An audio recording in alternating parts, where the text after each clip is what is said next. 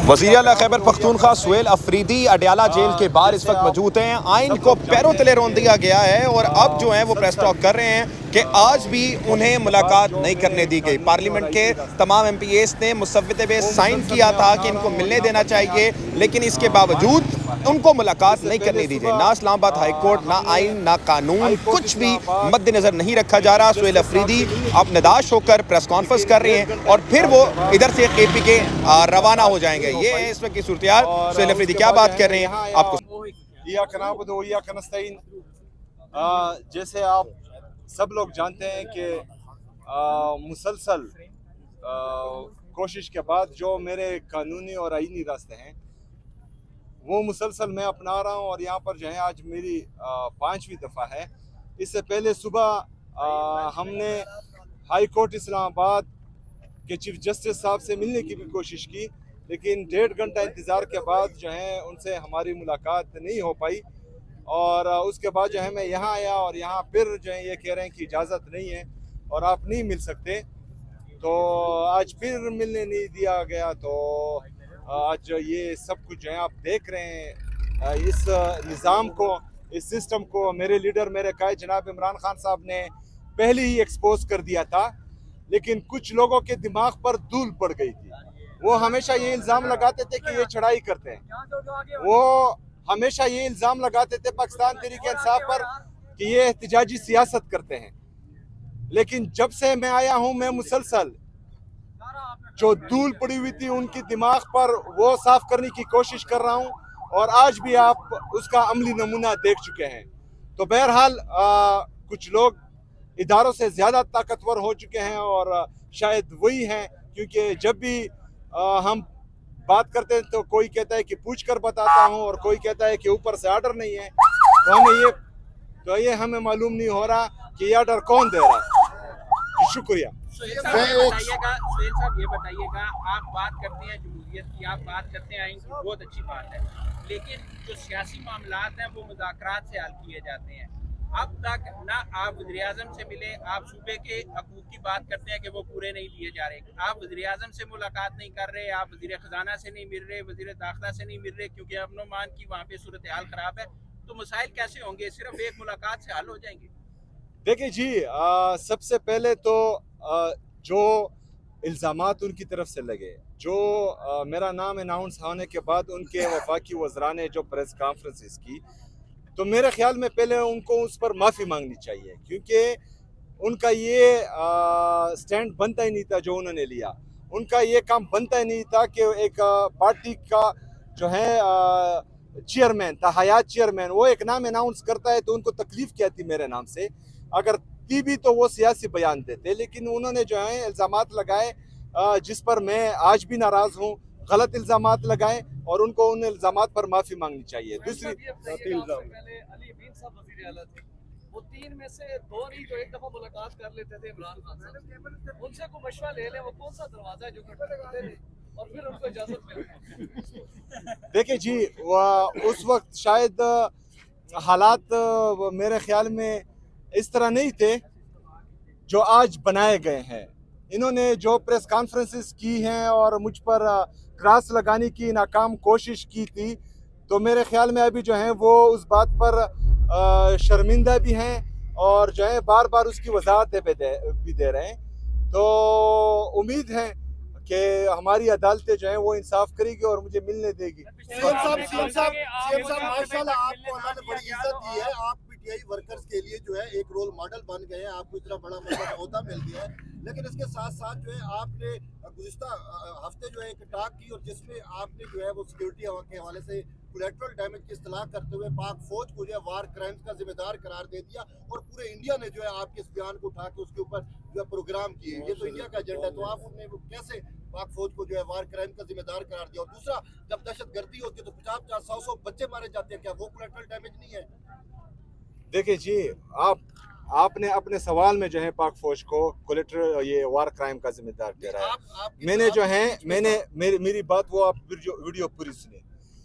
मैंने वहाँ ये कहा कि जो इंटरनेशनल स्टैंडर्ड के मुताबिक कोलैटरल डैमेज की डिफिनीशन है, उसमें जो है इंटेंशन और प्रोपोर्शन देखा जाता है। इंटेंशन हमें मालूम है ये मेरे अल्फाज थे। और जो प्रोपोर्शन है वो 2% है, मगर अगर फर्ज करें 100 दहशतगर्द मारे जाते हैं तो उसमें 2 सिविलियन जख्मी हो या शहीद हो, वो भी बुरी बात है, लेकिन वो जो है स्टैंडर्ड रखा गया है। लेकिन यहाँ पर जो है 21-21 लोग शहीद होते हैं। 21-21 लोग शहीद होना जो है ये क्राइम है, ये नहीं होना चाहिए। बाकी जो है आप यहाँ पर बैठकर इस तरह बातें करते हैं, वहाँ पर मेरे सिविलियंस भी मरते हैं। फौज जो मर रहा है वो भी फौजी भी मेरा भाई है, वो भी शहीद हो रहा है, सिविलियन भी शहीद हो रहा है। क्यों? स्टेट की गलत पॉलिसी की वजह से। हम उस पॉलिसी पर जो है एतराज़ करते हैं कि बंद कमरों में फैसले नहीं होने चाहिए। जो स्टेक होल्डर्स हैं खैबर पुख्तनख्वा के, जहाँ पर जो है ये चीज़ें चल रही हैं, उनको एतमाद में लेना चाहिए। आप मिलिट्री ऑपरेशन की बात कर रहे हैं, आपको पता है मिलिट्री ऑपरेशन जो है उससे तकलीफ कितनी होती है, दर्द कितना होता है, आपको इस चीज़ का एहसास है? मुझे है, मैं देख चुका हूँ, मुझ पर बीत चुकी हैं।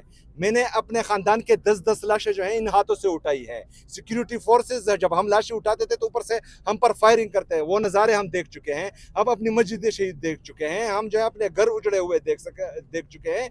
हमने अपनी औरतों को जो है नंगे सर, हमारी औरतें कबायली औरतों के बारे में आप पूछें, उनका सर का बाल जो है वो अपना भाई भी नहीं देख सकता था। वो नंगे पाँव जो है सड़कों पर फिर रही थी जब उनको घरों से निकाला गया। वो चीज़ें हम देख चुके हैं। हम ये भी देख चुके हैं कि हमारी मस्जिदों में ये सिक्योरिटी फोर्सेस जो हैं वो कुत्ते बांधते थे। जब हम जाते थे हम कहते थे कि ये मस्जिद की तौहीन है, तो वो कहते थे कि ये कुत्ते और आप जो है ये एक ही बात है। मतलब उसके बाद भी आप हमारी ज़र्फ देखें, हमारा दिल देखें कि हमने कितना बड़ा दिल किया हुआ है। हम फिर भी कहते हैं कि फौज भी हमारी, मुल्क भी हमारा। आप यहाँ से बोल देते कि मिलिट्री के ऑपरेशन के कंसिक्वेंसेस का आपको पता है? आपके मेरे लोगों के दर्द का पता है कि इससे दर्द कितना होता है?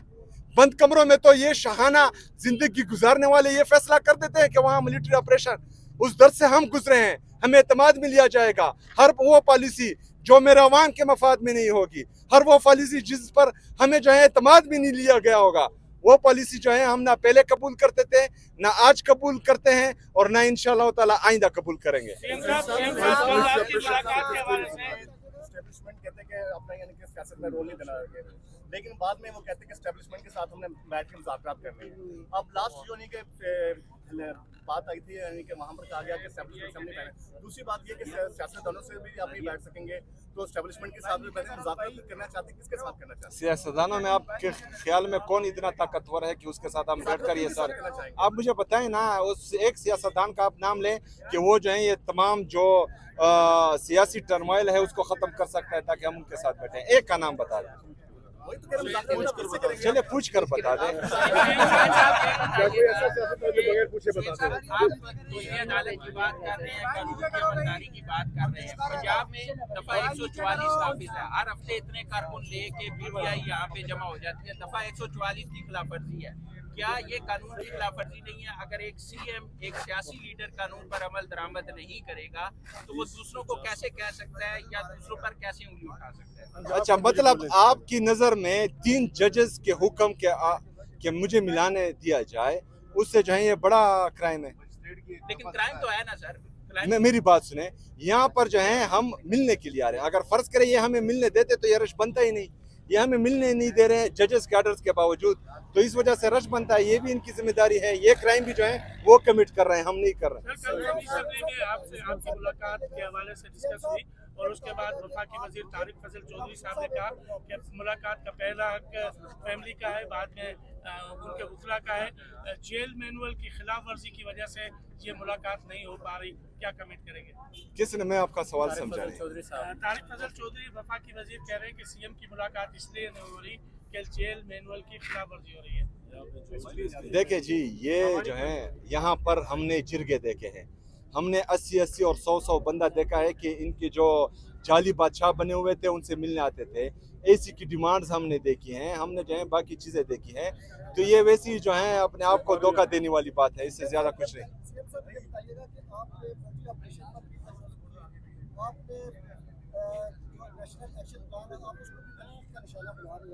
ये बताइएगा कि सूबे की भी एक जिम्मेदारी है, सूबे ने दहशतगर्दी के खिलाफ क्या इक़दाम किए, उन्होंने क्या पॉलिसी बनाई है? देखिए जी, सुबह को किसी चीज़ में एतमाद में नहीं लिया गया था। पहली बात, जब इन दहशतगर्दों को दोबारा आबाद किया जा रहा था तो आप इस तरह करें कि माइक उठाएं और वहाँ पर जो है जाएं, कबायली अजला में वहाँ के मशरान से पूछे कि आप लोगों ने किसके साथ जरगे किए थे और कौन आपको इस बात पर कायल कर रहा था कि इनको हम दोबारा यहाँ आबाद करते हैं। फेंसिंग लगी थी, इनका दावा तो यह है कि चिड़िया भी पर नहीं मार सकता, तो फिर दहशतगर्द कहाँ से आते हैं? यही हमारा सवाल है और यही सवाल जेन्युइन है। नवंबर में कोई एहतजाजी तारीख का कोई प्रोग्राम है? देखिए जी, एहतजाज के लिए पाकिस्तान तहरीक इंसाफ जो है एक दिन के डेडलाइन पर भी तैयार रहती है, तो पार्टी की तरफ से जब भी कॉल आई तो हम तैयार हैं इंशाल्लाह। शुक्रिया।